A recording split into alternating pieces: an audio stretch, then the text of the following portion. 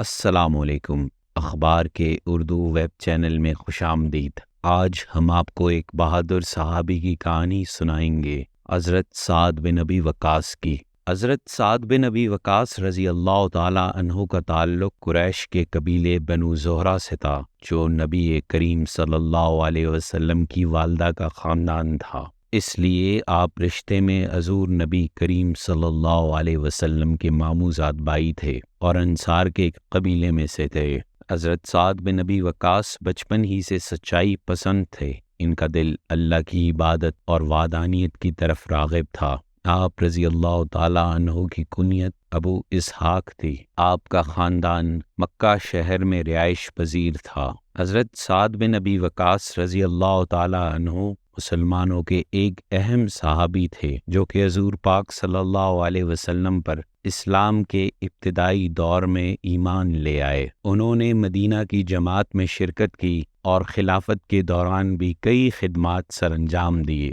حضرت سعد بن ابی وقاص 19 برس کے تھے جب اسلام لے آئے اور حضور پاک صلی اللہ علیہ وسلم کے ساتھ تمام معرکۂ اسلام میں حاضر رہے۔ حضرت سعد بن ابی وقاص ان خوش نصیبوں میں سے ہیں جن کو نبی اکرم صلی اللہ علیہ وسلم نے دنیا میں ہی جنت کی بشارت دی ہے۔ وہ فرماتے تھے، میں وہ پہلا شخص ہوں جنہوں نے اللہ کی راہ میں کفار پر تیر چلایا اور حضور پاک صلی اللہ علیہ وسلم کے ساتھ تمام معرکۂ اسلام میں حاضر رہا۔ مکہ میں جب کفار کے ظلم و ستم سے مسلمانوں کا پیمانہ صبر لبریز ہوا تو آن حضرت صلی اللہ علیہ وسلم کو اللہ تعالیٰ کی طرف سے ہجرت کا حکم دیا گیا۔ اس حکم پر حضرت سعد بن ابی وقاص نے بھی مدینہ منورہ کی راہ لی اور اپنے بھائی عتبہ بن ابی وقاص رضی اللہ تعالیٰ عنہ کے مکان میں رہنے لگے، جو کہ زمانہ جاہلیت میں ایک قصاص تھے اور انتقام کے خوف سے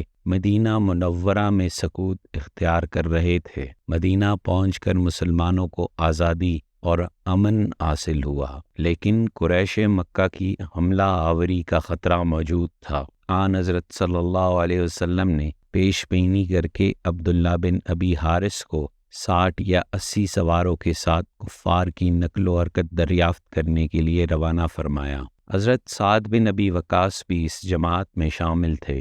اس دوران حجاز کے ساحلی علاقے میں قریش کی ایک بڑی تعداد سے مدبھیڑ ہوئی، چنانچہ صرف تجسس مقصود تھا، اس لیے کوئی جنگ نہ ہوئی۔ مگر حضرت سعد بن ابی وقاص رضی اللہ تعالیٰ عنہ کو کہاں تاب تھی، انہوں نے ایک تیر چلا ہی دیا۔ چنانچہ یہ اسلام کا پہلا تیر تھا جو کہ اللہ کی راہ میں چلایا گیا۔ جنگ بدر سے مستقل جنگوں کی ابتدا ہوئی اور حضرت سعد بن ابی وقاص اس جنگ میں غیر معمولی شجاعت اور جانبازی سے لڑے اور سعید بن عاص سرخیل کافر کو تہہ تیغ کیا۔ حضرت سعد بن ابی وقاص کو ان کی تلوار پسند تھی، اسی لیے وہ بارگاہ نبوت میں حاضر ہوئے۔ اس وقت تک تقسیم غنیمت کے متعلق کوئی حکم نازل نہیں ہوا تھا، اس لیے ارشاد ہوا کہ جہاں سے اٹھائی ہے وہیں رکھ دو۔ حضرت سعد بن ابی وقاص رضی اللہ تعالیٰ عنہ کے بڑے بھائی عزیز امیر بن ابی وقاص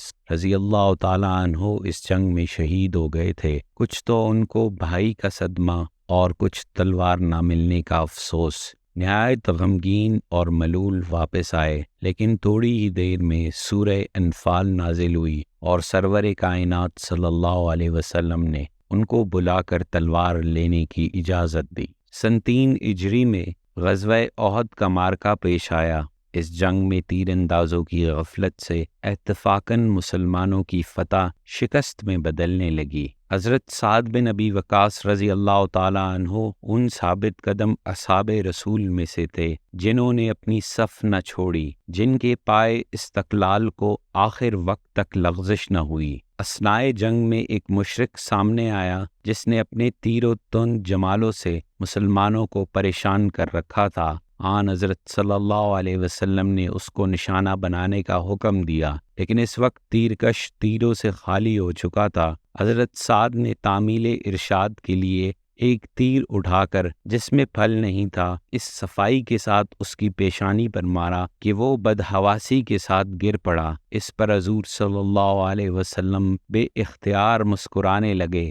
یہاں تک کہ دندان مبارک نظر آنے لگے۔ اس طرح طلحہ بن ابی طلحہ کے حلق میں تاک کر کے ایسا تیر مارا کہ زبان باہر نکلی اور تڑپ کر جہنم واصل ہو گئے۔ حضرت سعد نے فرمایا، ہم اللہ کے لیے اور رسول اللہ صلی اللہ علیہ وسلم کے لیے لڑے اور ہمیں شوق ہے شہادت کا۔ حضرت سعد بن ابی وقاص نے زندگی بھر دین کی خدمت کی اور اللہ کی راہ میں ہر مشکل کو پار کیا۔ انہوں نے کئی جنگیں لڑی، عراق پر فوج کشی میں شامل رہے، سپہ سالاری کی اور کئی امور سر انجام دیے۔ خانہ کعبہ کی تعمیر میں بھی ان کا حصہ تھا۔ حضرت سعد بن ابی وقاص رضی اللہ تعالیٰ عنہ نے مدینہ سے 10 میل کے فاصلے پر مقام عتیق میں اپنے لیے ایک قصر تعمیر کرایا تھا، چنانچہ اسی میں زندگی گزاری اور آخر میں قوت معزول ہو گئی تھی اور آنکھوں کی بصارت بھی جانے لگی تھی، یہاں تک کہ 55 ہجری میں